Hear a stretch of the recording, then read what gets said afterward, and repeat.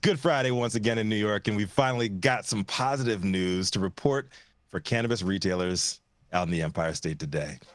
The Albany County Supreme Court struck down the New York Office of Cannabis Management's new marketing regulations, making it easier for cannabis companies to educate, market, and advertise to the public. And who can the Empire State citizens give thanks to for their newfound freedom of speech?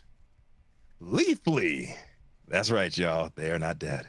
Cannabis information website Leafly filed a lawsuit against New York cannabis regulators last September, challenging rules that would prevent dispensaries from marketing themselves or fulfilling orders on a third-party platform. The state Supreme Court found that the agency's rulemaking process was problematic and its regulations unconstitutionally vague in violation of free speech rights, according to the order issued on Thursday. Politico's Mona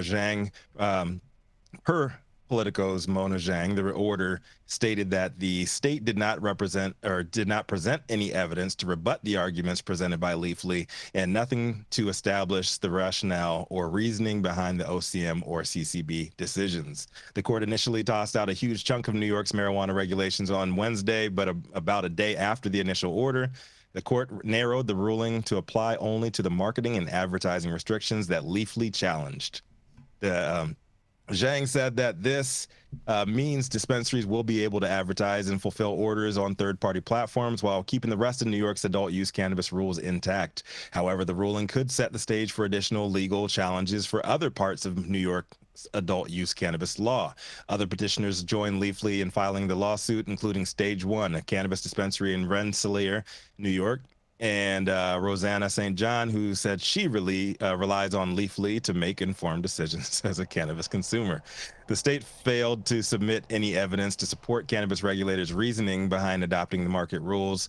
According to Judge Kevin Bryant, here's what he said: "There's nothing in the record to establish precisely how OCM even developed the regulations, which staff members participated in the process, or how they addressed the litany of issues that were raised not only by petitioners, but by other individuals who submitted comments."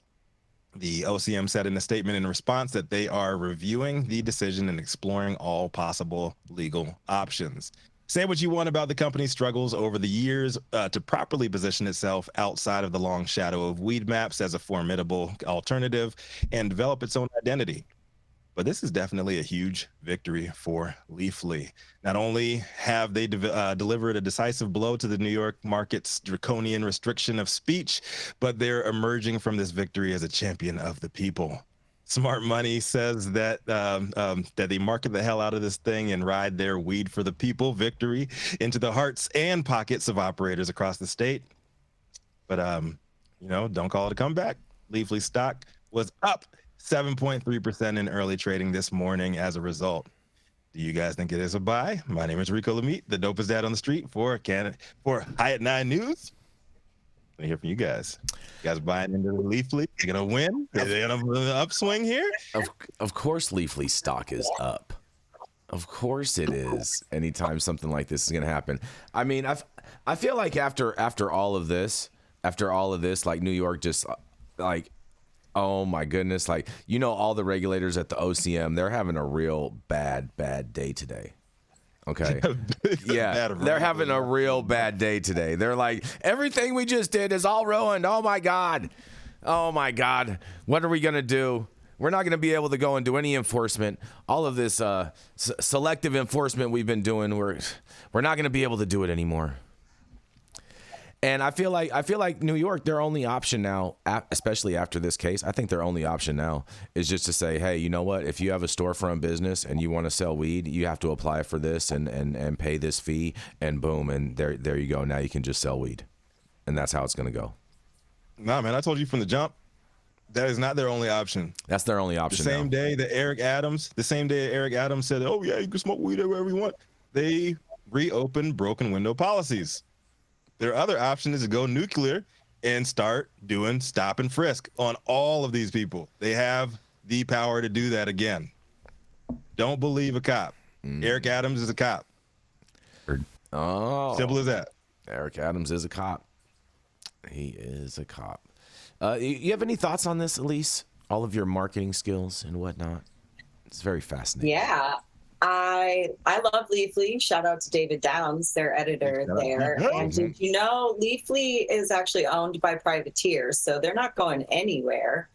And yeah, I think this is a win for the people, win for weed, of course, and yeah, win for marketing. I don't be surprised if, you see Leafly trying to get into the delivery game, or perhaps, do some partnerships out there in New York. I would see them trying to leverage this for operational revenue as well. But I think they already, I don't know if their site links directly to purchase cannabis in states where it is legal or not, but I heard they're going to try to get to that point. How like wine and alcohol, a lot of websites, as you read reviews, you then can buy directly online. So that's where a lot of people want to see cannabis going. But we have all the red tape to deal with, in the way. So yeah. I love this win. Thanks, Leafly. That's more of a direct-to-consumer model right there, man. Just to be on the other side of the issue, what are they doing that's unique? What is their business model? What's their product? How much money do they make selling that product? Right? Is all their product just internet content? So they want my eyeballs? Is that what their business model is? That's just grabbing model. Eyeballs to bring to a website? Yep. Really? They're mining eyeballs. Think of it like this.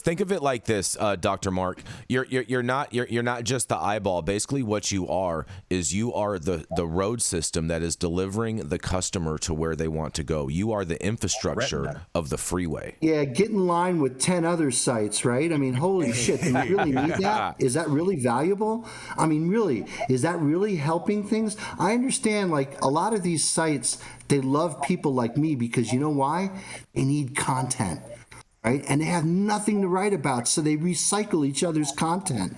And you end up reading about the same different thing from like 3 different places. So I would urge them to maybe hire some people who actually can create content and not just recycle content, because this is getting old, man. And I don't know if you got $100, do you want to invest in something that there's 10 other sites that do the same thing? I don't know. You clearly don't read Leafly, Mark. I don't. They so educate me as being the critical person. Oh yeah, go for it, Elise. Go for it, Elise. Please. Yeah, go ahead. I mean, David Downs is one of the best editors and journalists in all of cannabis, and he is the senior editor at Leafly. And I also know other journalists and creators that he's hired to do content for the site. So I actually think they do a great job. And while there are other sites that do what they do, or a lot of people try to get into this game of being the, I guess they started as strain reviews, right? Leafly was the premier source where you'd go if you wanted to look up Sour Diesel and see how it made you feel, or Blue Dream, or what. Oh, you mean when Sour Diesel was a hybrid? I was gonna say it. I picked an OG strain for a reason, right? I know, especially that was the one they had all the controversy about. Blue Dream is an indica. Really? Yeah. I need a website to find out how Sour Diesel is going to make me feel. Hey, Mark, not everyone's a hippie like us and knows. I mean, hey, Mark, the article said she goes to Leafly or trusts Leafly to figure this stuff out. Again, do you and I need it necessarily, to look up a strain? No, but do other consumers? Apparently, yes. And then in terms of the stories they report on, there's good stuff there. That said, the value or the business model, I believe it's the brands. The brands pay to be on the site to get in front of the eyeballs. Right. And yep. And it's just a marketing thing, right?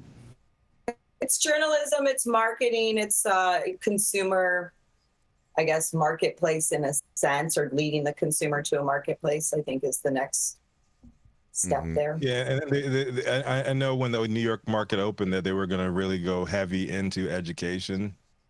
We had been working with a lot of folks at Happy Cabbage out there to get education out there and stuff, and we ran into a lot of roadblocks because of these marketing rules. So it's a huge victory for us to actually help these cannabis retailers get their messaging out there and really engage with the customer base, because you know what? The trappers are doing it. Mm-hmm.